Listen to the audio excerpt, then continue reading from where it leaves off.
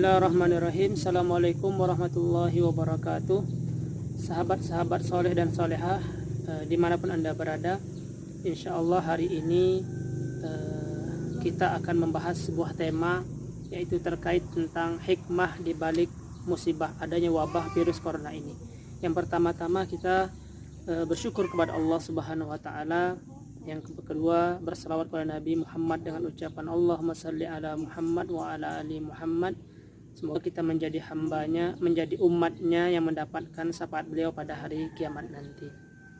Baik kawan-kawan yang dirahmati Allah Subhanahu wa taala, adapun hikmah yang pertama di balik adanya musibah dan wabah corona ini, yang pertama adalah yang perlu kita ambil hikmahnya, bahwa manusia itu harus inabah.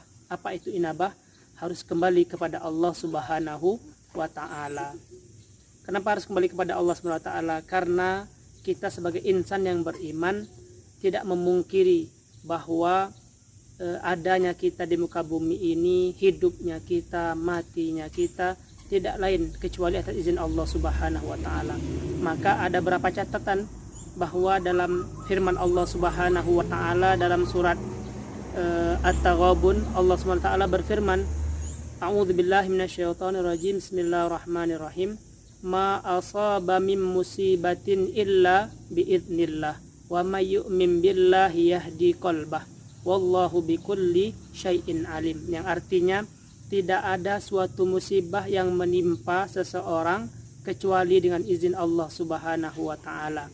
Dan barang siapa yang beriman kepada Allah, niscaya Allah akan memberi petunjuk kepada hatinya, dan Allah Maha mengetahui segala sesuatu. Yang pertama yang perlu kita ketahui adalah bahwasanya dengan adanya wabah ini, orang menjadi ingat, menjadi sadar bahwa dirinya lemah, tidak memiliki apapun yang dia miliki, yang dia bisa banggakan, kecuali dia kembali dan menggantungkan semua niatnya, semua amal ibadahnya kepada Allah Subhanahu wa taala.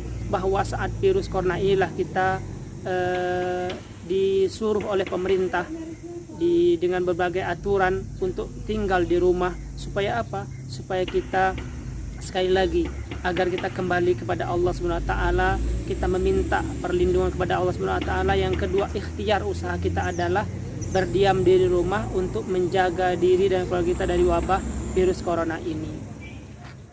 Allah Subhanahu wa taala. Adapun hikmah terbesar yang kedua dari adanya wabah virus corona ini adalah bagaimana pemerintah kita dengan sigap menyerukan agar kita banyak berdiam diri di rumah. Untuk apa? Untuk menjaga diri kita dan keluarga kita dari wabah penyakit yang menular ini. Pada situasi normal, kadang kita ini disibukkan dengan berbagai kegiatan, disibukkan dengan kerja, disibukkan dengan tugas dan lain sebagainya, sehingga kadang kita lupa untuk mengingat Allah Subhanahu wa taala, baik melaksanakan ibadah salat kita, baca Quran kita, kemudian amal-amal lainnya yang penting yang banyak kita lupakan.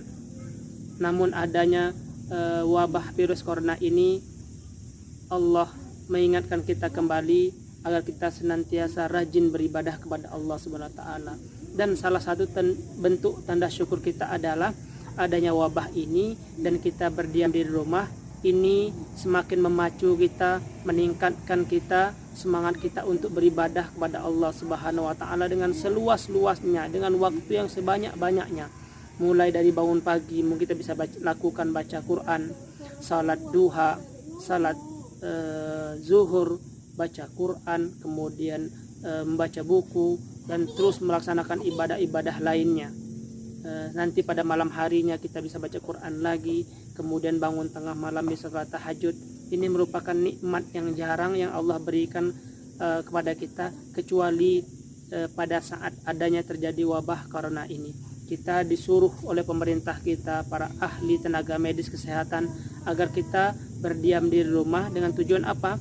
Dengan tujuan agar kita menjaga diri kita, agar kita juga meningkatkan keimanan dan takwa kita kepada Allah Subhanahu. Adapun hikmah ketiga dari adanya wabah corona saat ini yang melanda negara kita adalah hikmahnya. Yang ketiga adalah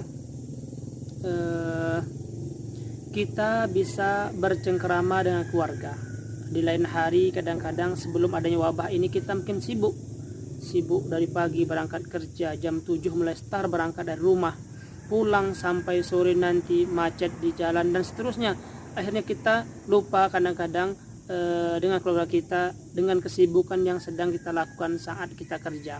Namun pada hari ini, pada saat ini, detik ini, kita diberi Allah kemudahan untuk bercengkerama, meningkatkan emosional, ikatan antar keluarga, antar ayah dan istri, antar ayah dan anaknya. Kemudian Rasulullah Muhammad SAW bersabda dalam sebuah hadis yang diriwayatkan oleh Imam Nasai, qala Rasulullah SAW, kullu syai'in laisa fihi dzikrullah fahuwa lahwun wa la'ibun illa arba. Kata Rasulullah SAW, setiap hal yang tidak ada zikir kepada Allah adalah lahwun, yaitu kesia-siaan, illa arba, kecuali 4 hal. Mula'abatur rajul imra'atahu,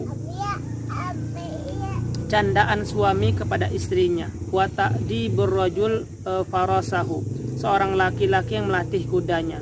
Wa masyuhu bainal ardaini wa ta'limur rajul asibaha, dan seorang laki-laki melatih kudanya, melatih memanah dan mengajarkan berenang.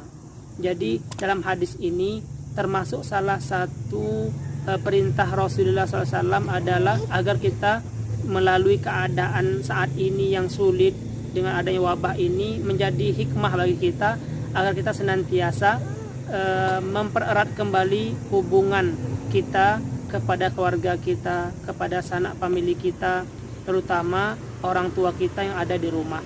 Baik sahabat-sahabat yang mulia, sahabat-sahabat soleh dan soleh yang dimuliakan Allah Subhanahu wa Ta'ala,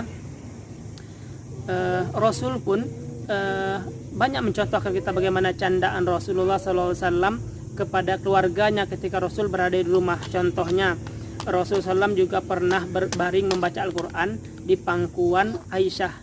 Pada kesempatan lain, Rasul juga pernah menjadi kuda-kudaan untuk cucunya, yaitu Hasan dan Husain ketika itu.